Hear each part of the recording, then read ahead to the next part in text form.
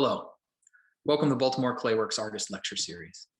Tonight, Hae Won Sohn will be lecturing on her studio arts practice and her 2-year stint as an artist in residence at Baltimore Clayworks. Unfortunately, the beginning of our recording was cut a bit short, so we're going to be entering the lecture about 7 minutes late. I want to thank you all for joining us. I'm going to introduce Hae Won and let her take it away. Hae Won Sohn is a visual artist and craftswoman from Seoul, South Korea.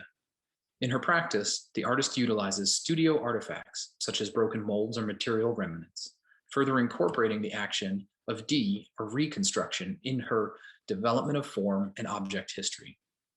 While her process metaphorically references the archaeological procedures and geographical phenomena, her studio practice incorporates conscious improvisation and the autonomy of material as a structural and conceptual foundation, further proposing a system built upon failure as a parallel model to success.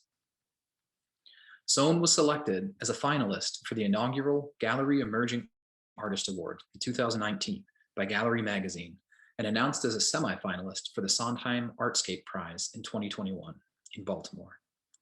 Her most recent body of work was exhibited at the Emanuel Barbault Gallery in New York, as part of Monologue Aside 2020, her first gallery show in New York City. Her work also has been exhibited nationally and internationally at venues such as Gray Contemporary in Houston, Texas, Monopractice in Baltimore, Maryland, Next Step Studio and Gallery, Ferndale, Michigan, Zaharul Akhlaq Gallery of National College of Arts in Lahore, Pakistan, and Gyeong-in Museum of Fine Arts in Seoul, South Korea. Originally from Seoul, Sohn entered her Bachelor of Fine Arts degree at the College of Design at Gukmin University, located in Seoul, South Korea, and her Master of Fine Arts degree at the Cranbrook Academy of Art, located in Bloomfield Hills, Michigan. Thank you again for coming, and without further ado, we will get to Hae Won's lecture. So each graduate student is responsible of producing 30 to 40 cups that will be sold within like a certain price range. And then with the fund that is raised during that event, the whole ceramic department would use that money to go overseas and travel, explore the ceramic scenes in different countries. I don't know how things have changed due to COVID right now, but that was the situation and kind of the motivation behind this work, how it started.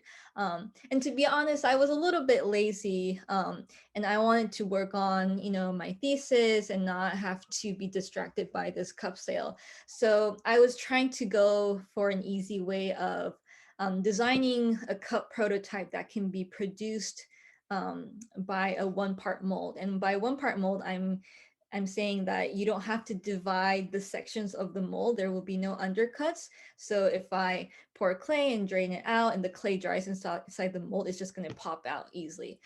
That was what I was aiming for, but actually did the exact opposite because of the slight undercut. You can see from these cups, this is how the base form looks like. You can see how it kind of narrows down towards the rim.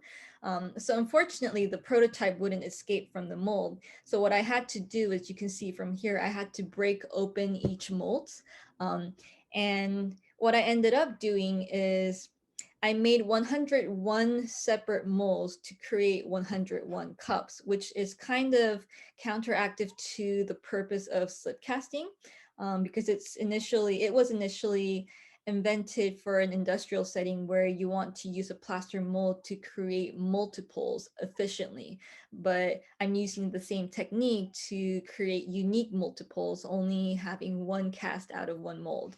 So it was a very labor intensive and opposite to its original purpose, but I really had fun with this because in my past experience when I was doing slip casting and mold making, I would be really obsessed with like the detailed rules how the mold should look like, even though it doesn't really matter. And I think through this project, I kind of learned how to play through the failures that I encountered in my practice. So this project would be a start where I started to take moments of failure and then turn it into an alternative mode of success. So you can see from the right picture how the porcelain clay water, the slip, kind of seeps into the breakages of the plaster mold. So every cup, these are a few examples, they end up having different surface patterns or textures while sharing the same basic form. This is how it's been installed in the ceramics crit room at Cranbrook. And then I could move on to my early thesis project, where I kind of continue with the same idea, but instead of just presenting the cup itself, I thought of like combining the broken molds with its prototype. So kind of regenerating forms and letting the forms evolve in its own material terms. I combine the broken molds to the prototype, maybe one or two, and then kind of make a new prototype where I again repeat the process of casting. You can see here how the molds, because they break in all different shapes, once put together, they have like these unique forms that are generated. And I'm only participating in this process as a selector, like a catalyst of how a material should act, but actually in terms of like the physicals or like the material dynamics, the material itself defines everything that is done visually. One more like failure that I encountered in this process is I was trying to glaze the whole surface of this object. So I placed the glazed object inside the kiln sitting on a tilt. A tilt is a structure that has three pointy metals that doesn't melt inside the kiln. So it kind of allows an object to be fired inside a kiln with all surfaces covered with glaze with very minimal marks left. But obviously inside the kiln, there was some kind of circus happening, and some objects kind of like just roll out of the tilt and like stick to each other. So you can see how some objects, they became one piece, as you see here. And this was also a fun moment for me thinking, this is another possibility of a failure that I can take as a chance rather than a chance to throw away a work that is completely fine. So I work on this process of combining the prototype with the molds. As I mentioned before, I had 101 different same prototypes and 101 differently broken molds. So I had so many possibilities in terms of form to work with. So this is how my final thesis project looks like. This is a photo of when it was exhibited at Great Contemporary Artist Run Gallery in Houston, Texas. This is just a photo to provide you a context of how it was exhibited among other people's work compared to how it was exhibited during my thesis exhibition, which is also, it took a form of a group exhibition, not just for the ceramic students, but for every student in each department in the graduate program. So it's really interesting to see how the work speaks differently compared to what kind of pedestal or like display environment it is in, or like what kind of work it's having a conversation with in the same space. These are some detailed images, how I visualize the process in the final product. And among all these chaotic and seemingly abstract forms, and I say seemingly abstract because they're actually not abstract in terms of in the ceramics world. It's very easy to identify what kind of object this is. It's obviously a prototype for a cup in a plaster mold. But for those who are not familiar with the ceramic process, I guess my work kind of registers as an abstract sculpture, which is also like an interesting concept to think about. And among the chaos, I still try to like provide some hints of how my forms are generated. So there are like a very few sets of objects within the whole installations where you can kind of track how a form has been evolved. So you can see the right form is a prototype for the left one, and one of its mold pieces is combined. So it's like an ongoing and a growing form that happens within the installation. This is another image of detail for the same body of work. And this image is just to show how the color kind of changes throughout the very one end to the other. So I take this same idea of trying to gain control while losing control in the process. This is the first project that I worked on after leaving school. So before coming to Baltimore, I had a 3-month window between my graduation and September, which was when my residency at Baltimore Clayworks was starting.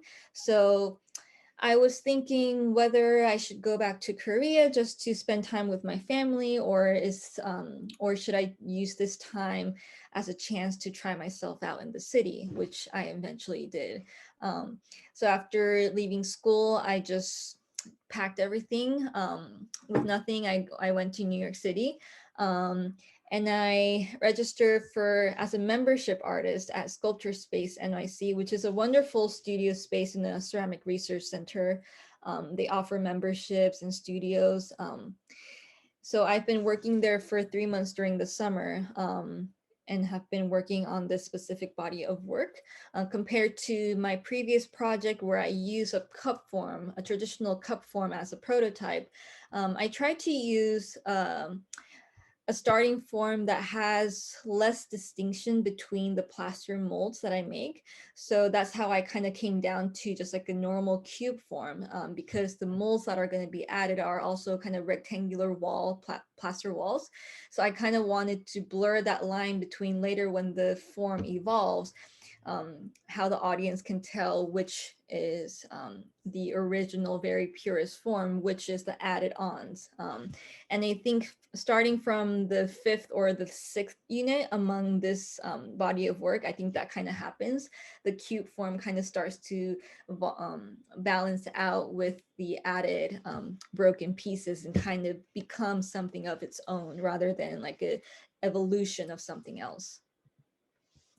These are some other compositions that I tried that makes the evolution of form a little bit more obvious than the initial installation. So a complete vibe change in the whole presentation. So far I showed you the work that I made prior to Baltimore. And in 2018 September, I joined Baltimore Clayworks as a long-term resident. And pictured here is Hannah Pierce and Wes Brown, 2 other artists that started the residencies with me. Unfortunately, I don't have Jason, who is another resident artist that started the long-term residency with us. He remains as a current resident artist, so you should check his work out at Baltimore Clayworks website. But this is a photo we took together at a Be More Art magazine launching party. So Be More Art is a local magazine that features artists, fashion, music within the Baltimore city or the greater area of DC, Maryland, and Virginia. And whenever they have a new issue coming out, they kind of host and launch this party, invite the artists who were engaged in making the editing and like the content possible. So one of my students at Baltimore Clayworks, she was a writer. She is still a writer at Be More Art. And she ended up interviewing us as well as part of the online features. So she gave us an invitation to come to the Be More Art magazine launching party, which is one of my earliest like partying memories in Baltimore. And it was quite impressive in terms that it was the first time experiencing the Baltimore art community outside of Clayworks. So the Baltimore Clayworks really has a strong like supportive community within the staffs and the students and the artists, but also I was trying to find a channel of how to reach out to the bigger art scene.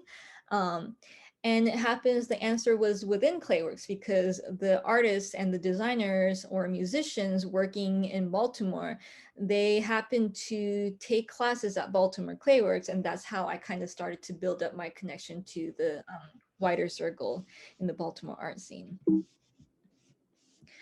These are a picture of some broken molds that I brought from New York to Baltimore, so I can kind of like jump into the studio and like start working on a project rather than starting from zero. Um, so my practice has took another direction where I would take the broken molds that are generated within my practice, and these broken pieces itself will become a prototype. So I'll be showing you a group of images of work that I made based on these ideas. So you can see this one is also a broken piece from the work I just showed you that I made in New York. These are all slip cast porcelain. And you can see, even though I have multiples within presented as a set, I rarely have anything that's like identical. They have some kind of texture or differences in details. And then I kind of move on to casting out of gypsum cement, which is actually a kind of plaster. And then I mix them with some mineral oxide pigments to kind of create this earthy color and have a unique color palette throughout my work. So again, these are all forms coming from the broken mold pieces.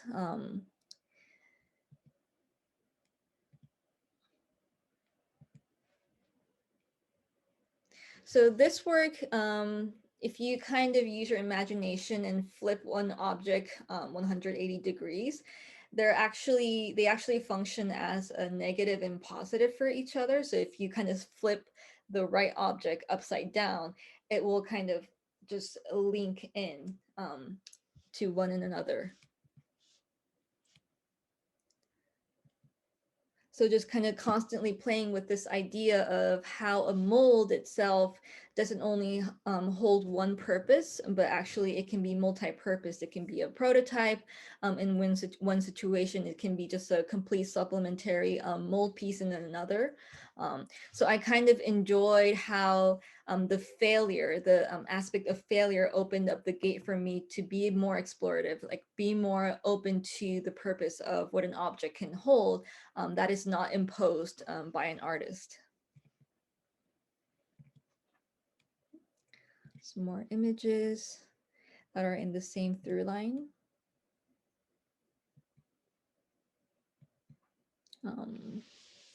And then this body of work titled "No Longer Do I Speak Body Language." This work I actually made as part of a group exhibition in Baltimore. So Mono Practice is a fairly new gallery, artist-run gallery opened in Baltimore, Maryland. I think it opened in 2018 summer. So far it's been 2.5 or 3 years old. And in 2018 winter, they were curating this holiday group exhibition that had a really specific theme of they would invite artists and ask them to create or submit a work that fits within 10 by 10 or 12 by 12.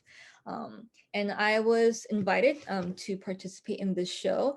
And at first, it was a very stressful experience because that guideline of creating a square piece that has to be hung up on a wall, 10 by 10 or either 12 by 12, is very, it's not a familiar thing, something that I used to do in my own work. My work and my process is very organic. It has a lot of language of like breaking and like destroying. Whereas this time I kind of had to present a work that still looks like my work, but has a complete different visual language. So that's how I kind of like started off thinking it's that this guideline is a restriction and I was stressed out of it. But actually towards the end, I really enjoyed this restriction. Because it kind of forced me to look at my work in a different perspective, which eventually helped me develop a whole new body of work that is concurrent to the other broken pieces that I work on. So this is an image of my work installed at the gallery space. You can see from the side how it's a very a thin relief diptych wall piece. So starting from this very work, I started to produce more wall pieces. The approach that I take in this body of work is very different from the ones that I showed before. This one, I work more in like a graphic designer's mindset, where I extract visual elements from the mold making process, abstract it, simplify it, or exaggerate it, and then create this plaster painting, which is what I call, but these relief wall works made out of plaster. So you can still kind of see the reference if you have a background in ceramics, where these forms come from repeating or like simplifying the mold keys that are created during the mold making process. And then also thinking about how there's basically this kind of like ecosystem that's being formed within my studio, because I hoard all the pieces that should usually be thrown away, but I kind of repurpose them as an object. So I was also thinking about repurposing any leftover materials that I have.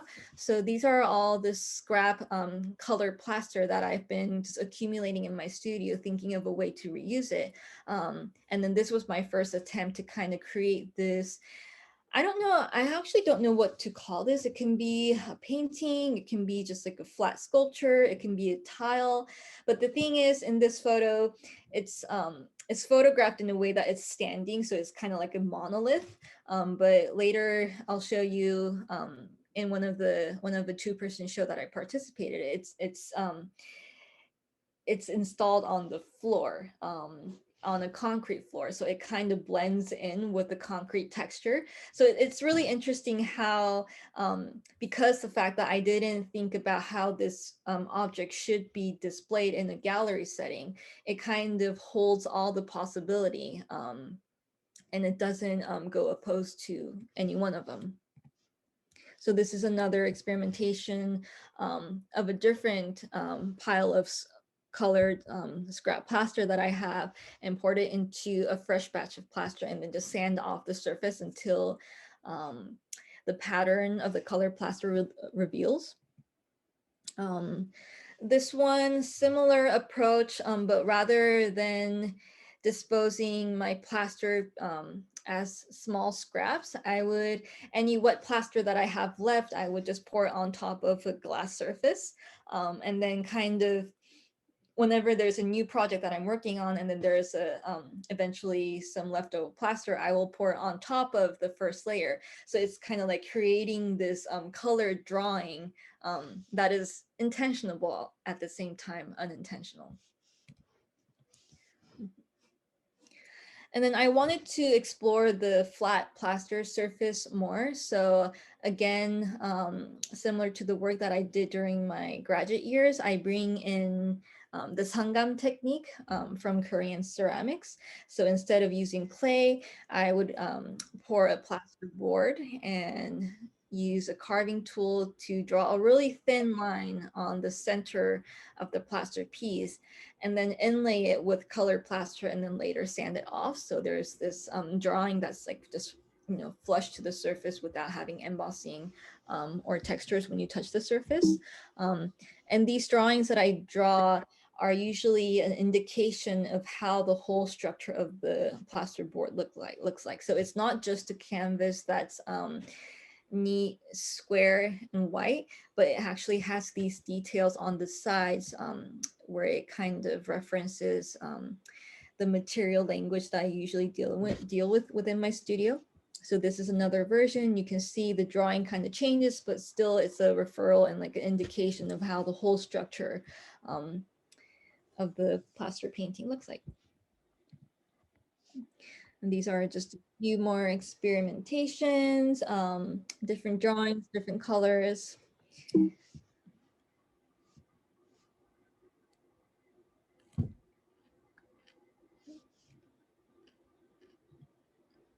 So this is the two-person show that I mentioned earlier.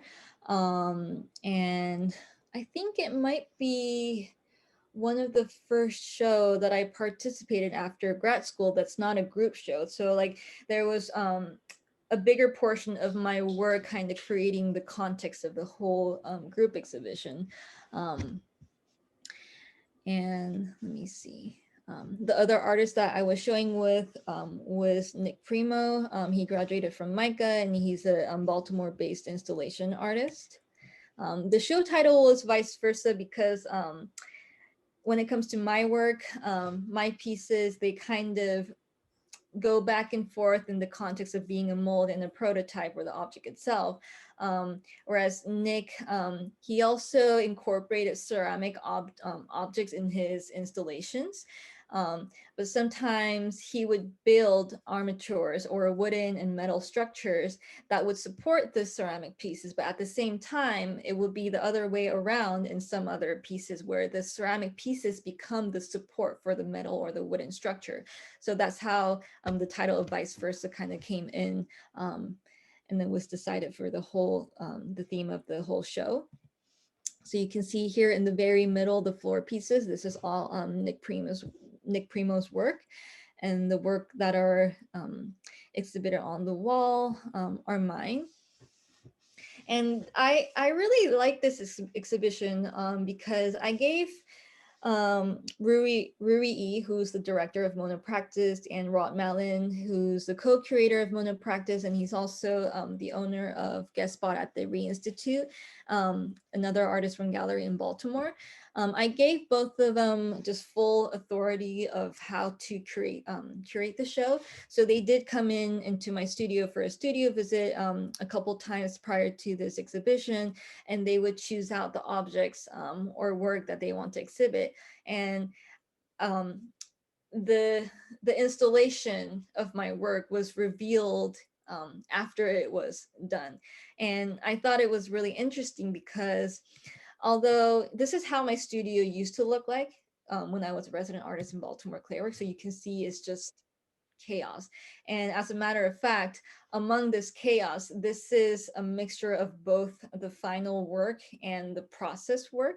So it's really hard to tell just if you're not me in the studio, someone who's an outsider of my practice. It's really hard to tell what's the finished piece, what's in progress, what's going to be disposed, what's useless, what is useless, because all these objects have the same amount of importance in those terms. And they're just like all scattered around. So like my activity in the studio would kind of be similar to doing like a scavenger hunt or like a treasure hunt where I'm just like going through navigating all the scattered work. And I feel like they kind of successfully, while reducing the amount of work presented in this exhibition, they still brought in that sentiment of like kind of scattering the work around in the gallery wall. One is like hung up all the way up high. Body of work is hung near the floor. So like I realized on the opening date that a lot of audiences would come in and kind of look around where the work is not installed to see if they miss anything, and like that kind of mimicked the activity that I do in my own studio practice. So that was really interesting to see. But also like another interesting aspect is just finally being able to see my work in a space that's not just covered in dust. Because like in my studio, as you already saw through these images, they're just like kind of scattered on the floor. There's actually a whole set of wall shelves on top of this floor, which is also filled of broken mold pieces and prototypes. So it was like a really refreshing experience to see my work curated, but also still kind of continuing that conversation that is going on in my own studio. This is another photo of my studio that I had in Baltimore Clayworks, and my favorite tool, recent favorite tool, the hammer. This is another photo of how the work was installed as part of Vice Versa at Mona Practice.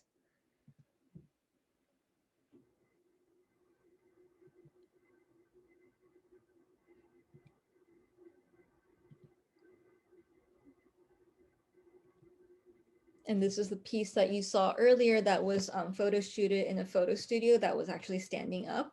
And this time the curators, they decided to just kind of like push it towards the corner and have it like a really subtle presence within the gallery space.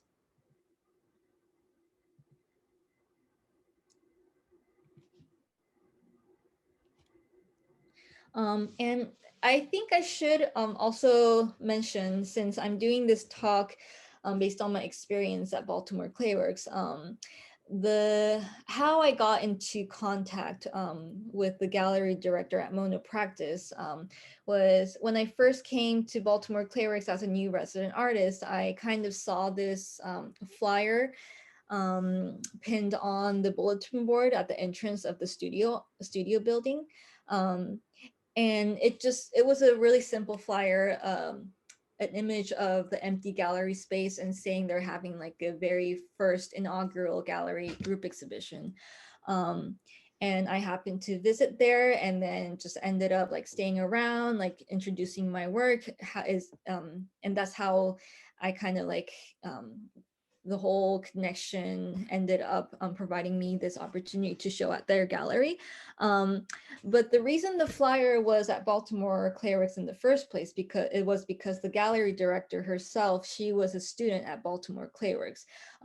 So as I mentioned before about the writer at Be More Arts who invited the resident artist to be part of the magazine launching party, there's a lot of this kind of multi-layered relationships happening in Baltimore, and like specifically in Baltimore Clayworks. So the gallery director, she was a student at Baltimore Clayworks, but now she's the curator of a resident artist at Baltimore Clayworks. But the other co-curator, he also ended up taking my classes after creating my show, a slit casting class at Baltimore Clayworks. And then that opportunity also lead it for me working as his gallery assistant. So like I kind of like established 3 different relationship with this one person, which I think basically sums up any kind of relationship among the art community and the clay community in Baltimore, where everyone is just not, there's no like one direction hierarchy among the artists and the art associates, but like everyone is in the mindset that we can all learn from each other, which I think is really inspiring. One of the greatest takeouts that I had as a 2-year long-term resident artist at Baltimore Clayworks. This is another group show that I did at Baltimore Clayworks. It was curated by Ariel Foster, who was a diversity fellow at Baltimore Clayworks, I remember. And she created a show in the project space at gallery, the Baltimore Clayworks Gallery, among other ceramic artists and some performance artists as well. So this is kind of like how the project space looks like. This is only one exhibition space among the 4 that Baltimore Clayworks has. So there's a project space where which you're seeing here. There's a community arts gallery space. There's the solo gallery space and the main gallery space. So sometimes all these 4 spaces kind of get put together to host or curate one show, or oftentimes they're kind of they work separately and then they host their own themed exhibitions in each space. But for my first year culminating resident artist solo show, I chose the project space to present my work, which I guess it was conveniently for me the most unpopular space among the other resident artists, probably because of this kind of like really awkward physical environment where it's like a really narrow space that has like a bunch of windows on one side, and it's not a closed space. You can see on the left photo, it directly connects with the community arts, and if you come towards more the entrance, it connects with the gallery shop. But that awkwardness kind of inspired me, and I wanted to make something out of this space.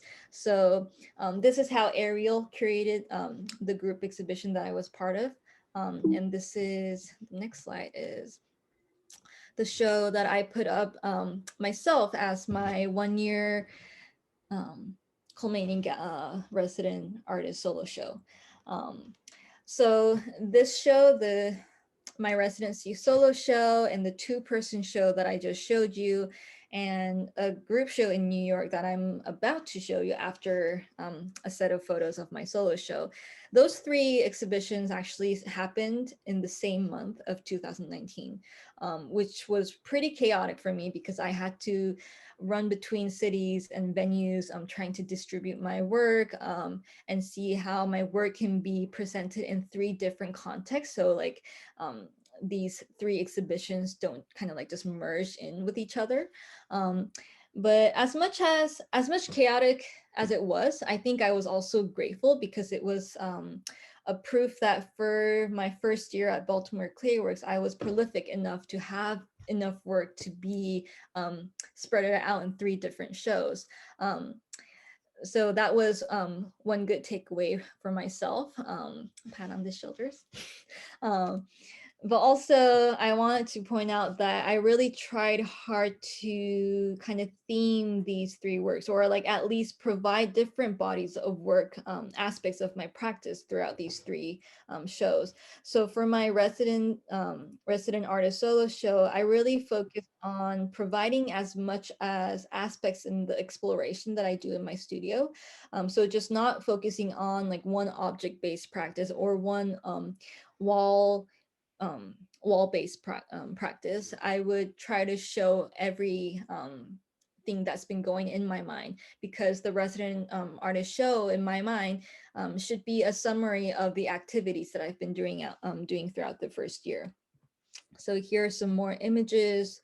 Some are displayed on a low pedestal. An installation of the plaster paintings that I showed early on.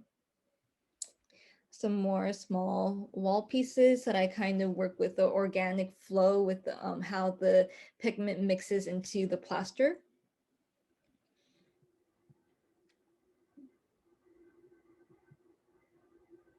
And it was quite challenging to kind of put the focus on the works while there's like a lot happening on the walls and throughout the other spaces connected with this space.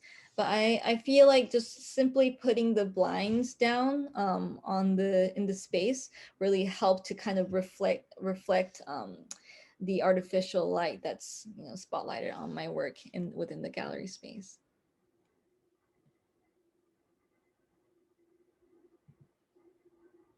And this is a digital image that I've been working on, where you can see on this photo, if you go all the way toward the rear of the space, you can see on the wall there's 3 digital prints that's also hung up on the wall. So this is the actual image of how the work looks like. This is a photograph that I took of one of my broken molds. The very left side. The middle image and the very right image is a digitally edited image of the very left one.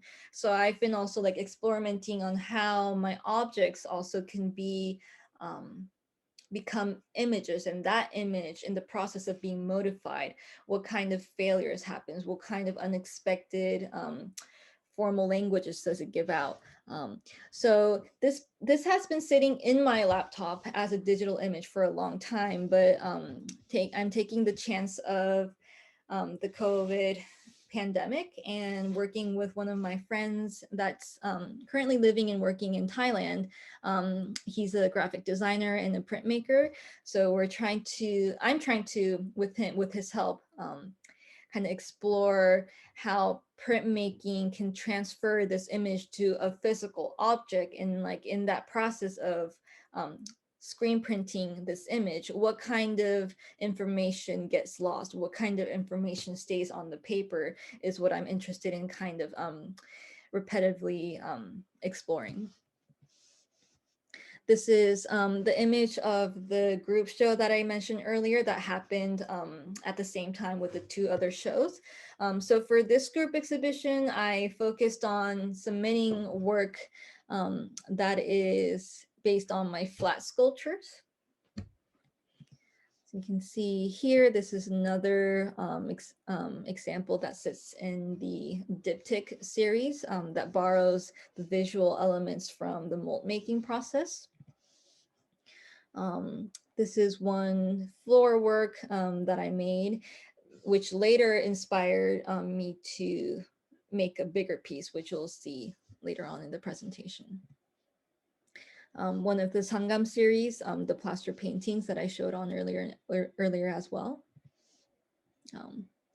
And before talking about my recent solo show, I just want to give a shout out to my students at Baltimore Clayworks.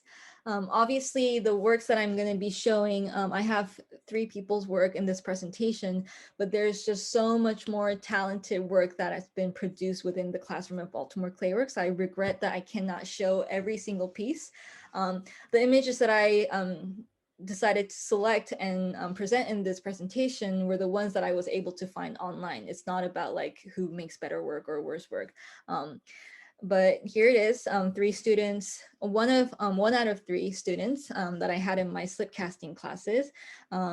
She has a background, Amy has a background in music, sound and performance, and she recently been playing around and working in ceramics and launching her own brand. You should definitely go check out her work. And I really had fun kind of working in the classroom with Amy, because she also had an issue with one of her plaster molds, where you can see in the middle work where she was trying to cast a Coke bottle.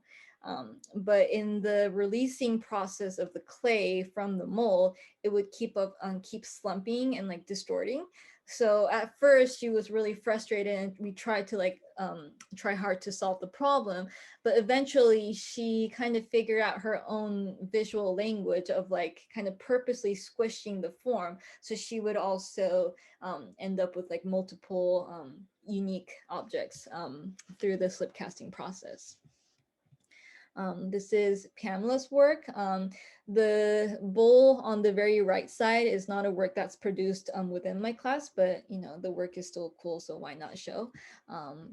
But the left 2 works are a bottle and cup using colored slip. She's also been one of my great students at Baltimore Clayworks. And this is Jisun, Kate Yang. She's also a springboard member at Baltimore Clayworks. I don't believe Kate has a background in a different art form, which is quite impressive. You know, you can see her craftsmanship is, you know, beyond just any hobbyist or beginner. But she's been also kind of taking clay really seriously and like trying to build up her own practice in Baltimore, which is really inspiring to see from my students. And there was one moment that myself was not just a resident artist or a teacher at Baltimore Clayworks. There was this one moment that I myself became a student, which was through this workshop that was hosted in 2019 fall by Miss Margaret Woods. So I just posted a screenshot of the email that I that I received for this teacher's workshop.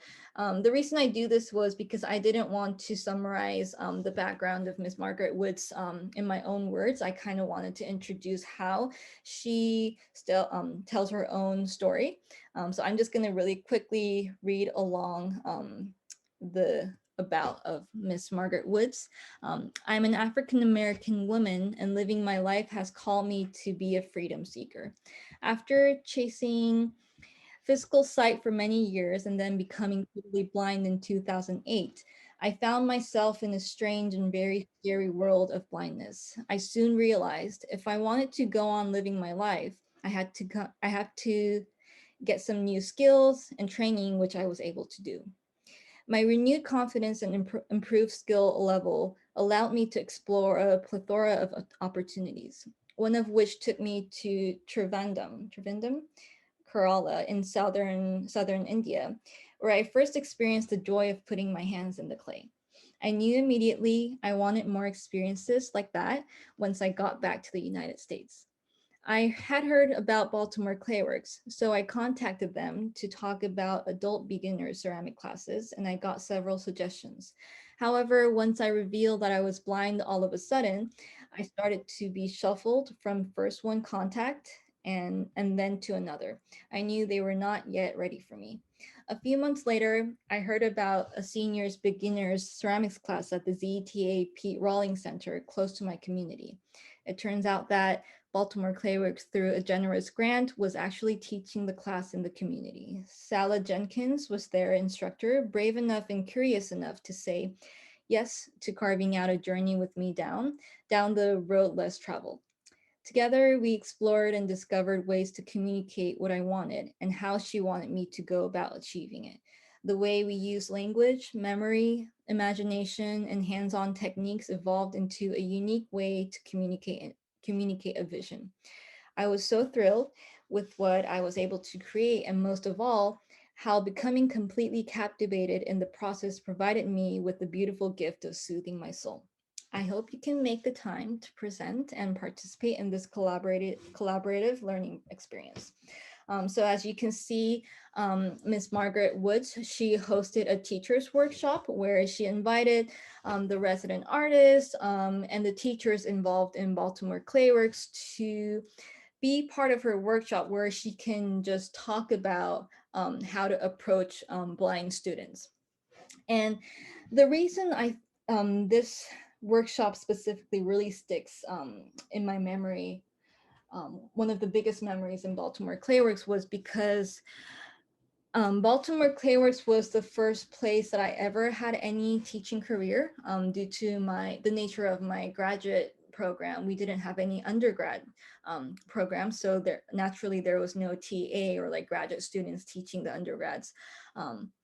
So it was my first time becoming an instructor and a teacher, but until this workshop, I felt like I was hugely disqualified.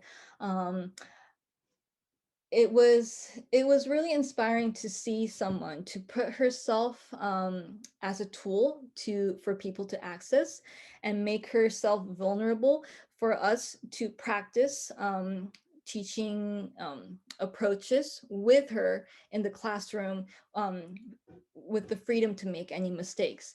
And I really wish Baltimore Clayworks, once the COVID situation kind of calms down, I want to, let the staffs and the community or the board members at Baltimore Clayworks to know this one workshop experience really stick with me by heart.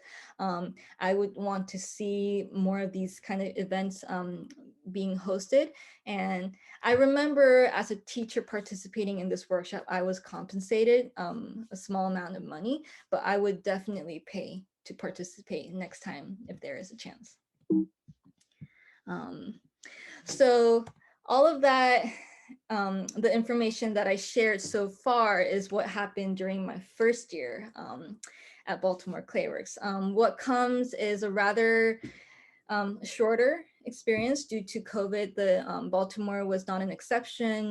The studios had to close due to the state policy. So in March, I think the resident artists lost access and we were able to return by early July. And luckily I had a solo exhibition right before the pandemic hit, which was in January 2020.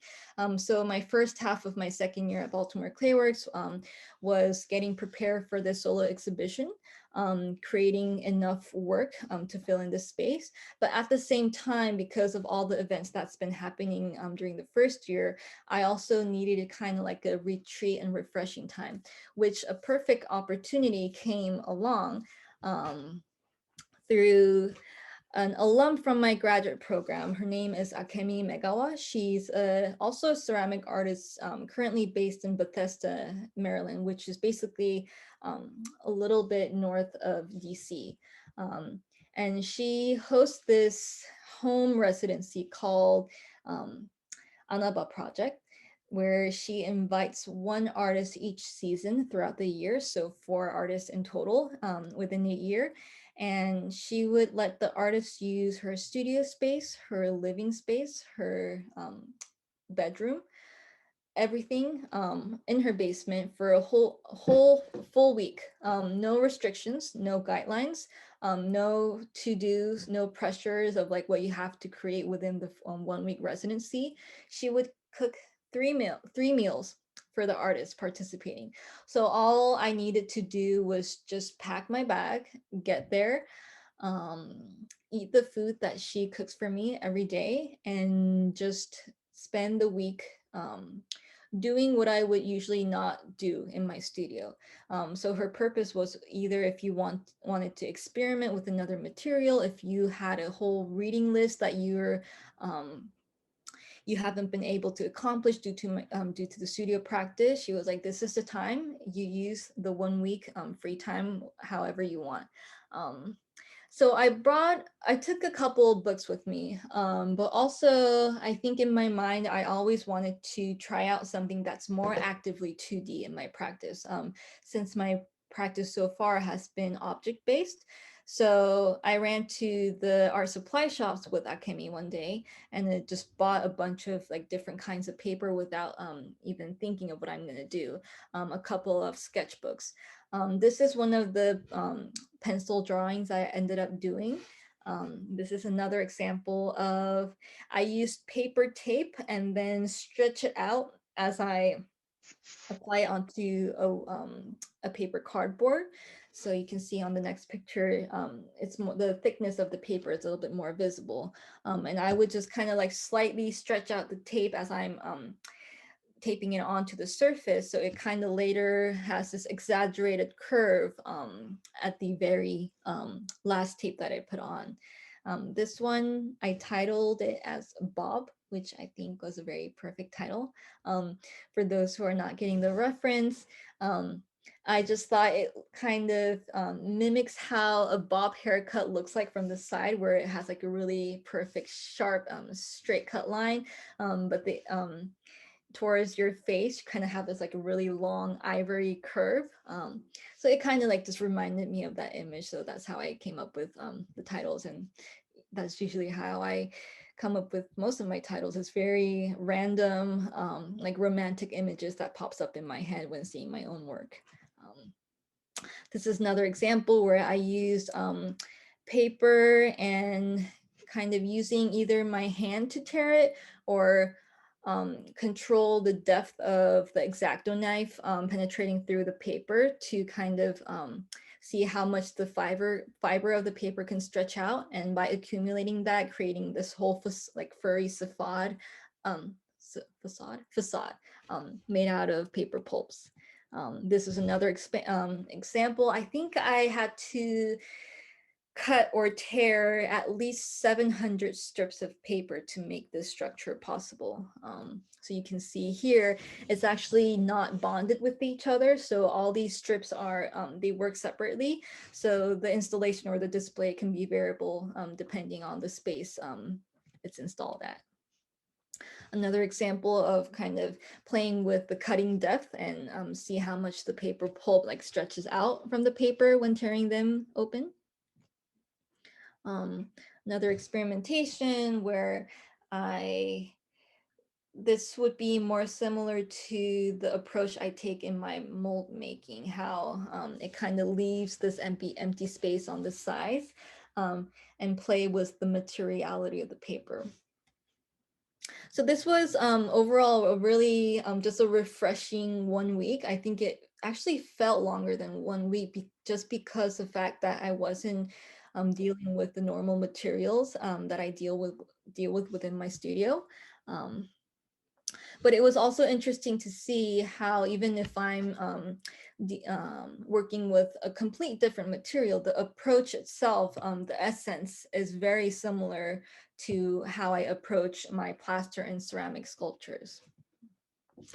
So this might be the last set of images that I'll be showing today. This is an image as part of my recent solo exhibition that actually happened almost more than a year ago, right before COVID hit the United States. It was titled Monologue Aside at a gallery called Emmanuel Barbo Gallery in New York City.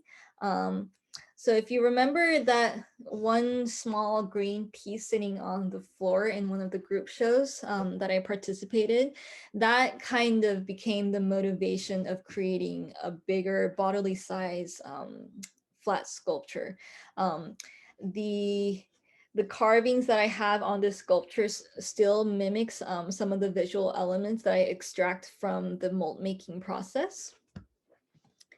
And this also functions as a diptych, so it kind of marks the entrance of the gallery space facing each other. And this is some of the surface details that you can look at. Another body of work that incorporates the breaking and combining process of molds and prototypes. So this time, rather than starting with the cube form, I started with a cylinder, and it's really interesting to see how the breaking of the molds react differently based on the base shape. So this is a photo of how it's been presented in the gallery space. And on the walls behind the floor sculpture, you're seeing the Sangam series of my plaster paintings.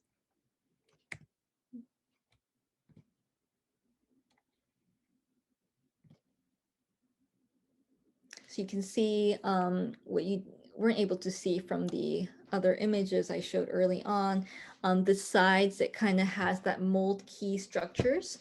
The one on the right side is really hard to tell because it's so subtle, but it has like a really minimized mold keys. This time I really simplified the elements, but also created more repetition throughout the sides of the whole plaster canvas. And some more objects that kind of sits in between the realm of object and wall relief sculptures. So this is the last two slides that I have for the presentation. This is the shell, the porcelain shell of the work produced here. So you may be able to tell the difference, the subtle difference in the surface texture, which this is a little bit more refined. Some say it seems a little bit more creamy, whereas this one, the form is basically the same, but it has more of the rocky surface and the breakage lines. So basically what I do with the previous sculpture that I showed is that is a solid cast of the hollow space within these porcelain shells. So it's not just a plaster sculpture, it's also the copy of the materiality of ceramic slip, what is I'm trying to kind of deliver visually in my practice. And this would be the last image. It's just like a little hint for anyone who would be in the future encountering my work in person, that just because a bottom or the back of a work is not showing because it's relying on the wall or the floor, it doesn't mean that aspect or that side of the work holds no meaning. There's always this undiscovered facades in the work that you're seeing in person. So in order to have full scope and full experience as a sculptor, I would always encourage everyone to buy some artwork from artists. Thank you. If you have any questions, please let me know. I try to make this talk not too much like me promoting Baltimore Clayworks residencies, but at the same time, I would love to answer any questions based on my personal experience for the past 2 years as a resident artist. But anyways, thank you so much, everyone, for listening to me talk for over an hour. So everyone, if you'd like to, you can turn your cameras back on and we can get to some questions. We do have a couple in the chat box here that I'll get to first. And then once we cover those questions, I would say, you know, if you just want to raise your hand, we can get to you directly and you can ask your question, you know, with live vocal presence. So let me see here. Nicole was wondering how the plaster boards or canvases, I think this referring to the square pieces where you're using remnants. Is there a supportive material? in Yes, so for the ones that are just square with like a flat edge with no protruding or like texture on it, I just use like an acrylic or a wooden board to put up the plaster walls. But for the ones that has like those half sphere keys on the sides, what I do is I actually create this plaster strip, carve it out, apply mold soap, and then use that as a mold wall. So it will kind of, the plaster seeps into the other plaster. And then, so it's like the making the plaster canvas itself is also another process of like plaster mold making and casting with the same material. Yeah. And really quick, I just wanted to make sure, is everyone aware of the reactions function? At the bottom of your screen when you're looking, if you guys are in gallery mode or viewer mode, there's a toolbar at the bottom with reactions. And if you see at the very bottom, once you click on reactions, there's a raised hand. If you want to raise hand, I will click on your questions in order of appearance. Sorry, that's me.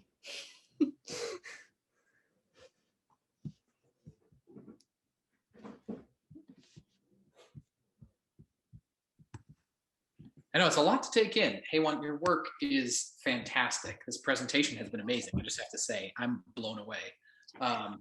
It's just awesome to see your development throughout the time and in such a short time, especially with your second year being cut, almost exactly in half by COVID. Yeah, it doesn't actually feel like it was cut though. I mean, like at the moment, of course, I felt like deprived, like just not having a studio, at that specific moment. But if like thinking back of like what I did, like I just feel like I really had a really full 2-year experience regardless. You did a lot. I mean, the amount of, the exhibitions that you committed yourself to during your time is really impressive.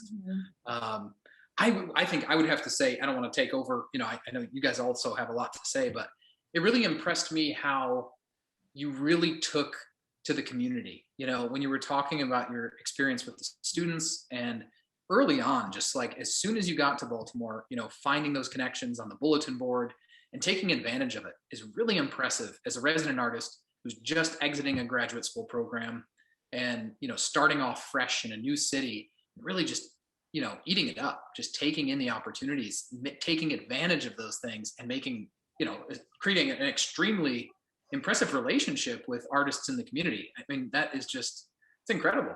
I thought that was Yeah, I guess like there was a lot of like, personal effort that was put in, but also, there was definitely resources that was easily accessible. The flyer, I definitely wouldn't have think of like doing a personal gallery search. I'm very fortunate that I saw it on the bulletin board, and like that student and like who turns out to be the gallery owner, she would remember to just not reach out to her normal mailing list, but she would reach out to the clay community that she was partially part of. I believe her class wasn't able to finish because her class took place in 2017, but still she remembered the community and thought of like coming back and providing that kind of information and recruiting the clay artists within her show as well. I also want to mention, I guess like how I first knew about Baltimore Clayworks also was not just based on my own research. It was even when I was back in Korea, I knew a few alumni from my undergraduate program who pursued their graduate studies in the States and then ended up becoming a resident artist at Baltimore Clayworks maybe decades ago. And then I still have the connections with them. So Baltimore Clayworks was kind of like a really familiar name that kind of like stuck in my head.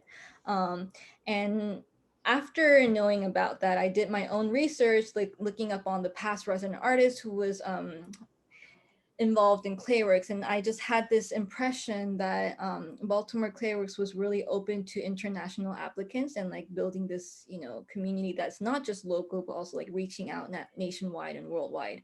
And that was really important for me because Baltimore Clayworks was my very first residency in the States, but also just like throughout my whole career. So I really wanted to find a place where I can feel grounded to the community, but at the same time have the freedom to like spread out. And like Baltimore Clayworks, I think did a great job on that. But at the same time, it also takes the advantage from the city itself, where it's like adjacent to DC, Philly, New York. Like I can't count how many trips I made to New York, like even just like 1-day trips to just like catch up on openings or shows or do my own business.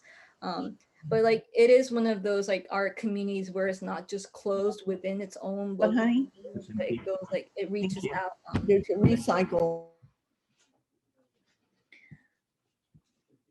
Sorry if I'm like I didn't mean to just like ignore all the any questions that might have been coming in. Am I missing anything? Oh, no, I think you were good, Hae Won. I think there was just a microphone.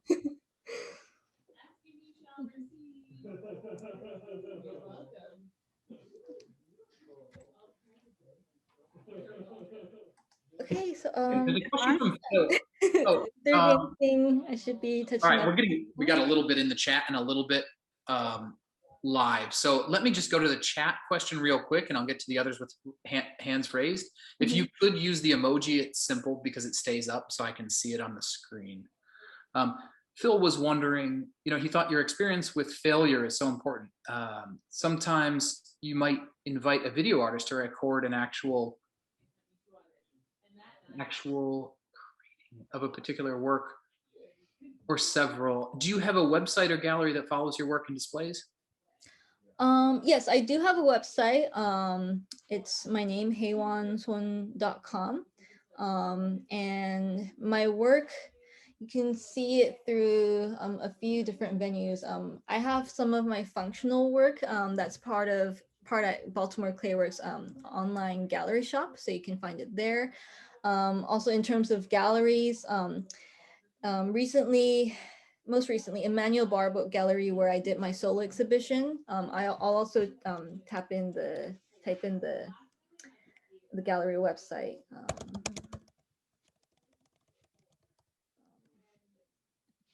This is the gallery that I'm currently represented by. So you can take a look at the images of the exhibition on their website. There's also an exhibition review written by Rod Mallon, who's the co-creator at Baltimore. So yeah, he wrote a essay about my work and like just my background experience in clay for my exhibition. Great. Also, just as a follow-up, Phil, the video will be on YouTube tomorrow and we'll share on Facebook, Instagram, and our website. We also will probably have some edited versions as well, like a condensed version, possibly coming in the future. We'll see. Yeah, also about the a video artist recording me in the studio. It's an interesting thought, but I'm not sure if I'll be, vulnerable enough to do that, because I do look like a crazy maniac in my studio, like holding a hammer and just like, banging on plaster on the floor. So I don't know how that's going to register to the wider audience, but it is a thought. Thank you for just suggesting. And Sue, would you like to ask your question? If you could unmute and ask Hae Won directly.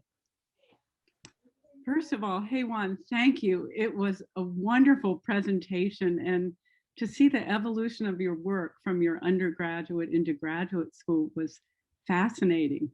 And I would just like to say, it's when artists explain their work and tell us really what internally they're thinking and how they get to whether it's abstraction or functional work, it makes the work just alive for an audience person like myself, for a collector, an appreciator of the art form. And I think that as you're moving into these experiences with the positive and the negative and how the breakage actually works and the chaos to non-chaotic form, my hat off to you. My brain is not quite big enough to really take in all the thought that goes into the work. And I just want to say I'm a happy collector too. I'm fortunate to have a piece from Hae Won as well. But thank you. Your talk is absolutely, and your process and who you are is fascinating. Thank you. So but glad I also just want to say that I don't think anyone should be intimidated by the fact that someone is not having the, the capacity to digest whatever an artist has to offer. Because the thing is, I don't even know what I have to offer. Like, I'm also in the same process of discovering what can be shown and delivered through my work. So I do think it's like a collaborative activity between the audience and the maker. So, any kind of feedback or like share of thoughts, it kind of fuels the practice of the artist. And that's what later you're going to be getting back through a new body of work. So yeah. I'm happy to be part of your special collection. Thank you, Sue. You're welcome. And I just want to say, having been around Clayworks when Hae Won was a resident artist, she's a nocturnal soul, and I've never seen anyone spend so many hours in her studio practice. Also, I have to, I don't know if there's more questions that will be coming in, but before this whole talk ends, I have to do a shout out to Megan, who's on the board. She's my mom in the United States. Earlier this year, before the pandemic, I had a really severe health crisis, and I'm really grateful that there was, people in the board or the staff and just like the community in general who cares about the resident artists and would care enough to basically take a stranger all the way to the hospital and like take care of that person for like a whole week or two. And I'm really thankful for that. It's just great to see you here. Actually, Hae Won, I missed it when I was going through the questions, and Megan did have a question about colors being important to your vision. How does color influence your work? Or Megan, if you want to get in more depth, feel free to chime in. So the use of color also wasn't just for the sake of using color. It comes naturally from the mold making process where, there's often times where you have to make a prototype out of plaster, but also the mold is made out of plaster. So it's really easy that those two entities get mixed up with each other. So what some people do in the process is they mix mineral oxide to either the prototype or the mold to make sure the materiality stays the same as plaster, but just kind of have like a color distinctive to, easily tell what is the prototype and what is the mold. So like, that's how I first thought of the idea of using color in my work. And then I started to kind of explore the possibilities of the color schemes that exist within the ceramic stain option. So like, it would be mostly mineral oxide pigments. So I don't use any color. I only use the ones that are naturally existent as mineral oxides to kind of keep my work still, referencing the earthy process and like the mimicking of archaeology and everything. Yeah.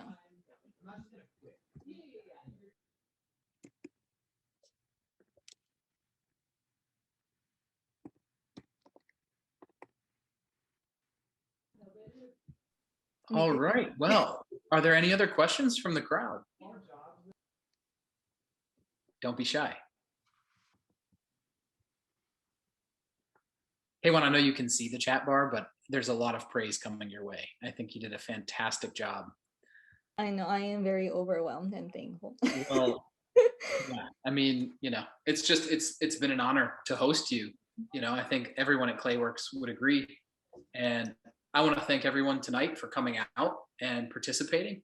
I think we all got a treat tonight. So again, it's been a long time coming, and it's great to hear about your experience over the past few years, over your career. And again, it's been an honor to have you as a resident at Clayworks too. So, yeah. Yeah, it's been great for me to just like have this opportunity to like kind of recap what I've been doing in the past 2 years. I'm glad that I can leave with like a clear idea of, what's been done and not been done. But also, among the audience, if you happen to have any more specific questions about the residency program and my personal experience, please feel free to reach out. But also, like, most importantly, I think it's important to reach out to the current resident artists because every cohort is different.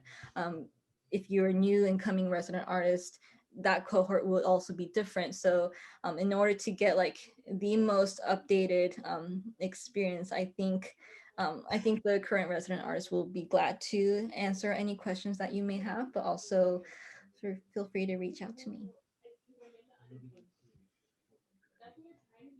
One last thing, guys, I just want to make sure you're all aware. We did post, if you scroll up, and we could probably put it in there again, we did post Hae Won's personal website and Clayworks website. If you have interest, I would say definitely, if you haven't, check out Hae Won's personal work and the link to her website. It is haewonsohn.com. Pretty easy. And also, I want to let you all know that, this is the residency season. Baltimore Clayworks is accepting applications for our residency program, and please spread the word. If you have questions, you can reach out to me at kevin.rohde@baltimoreclayworks.org.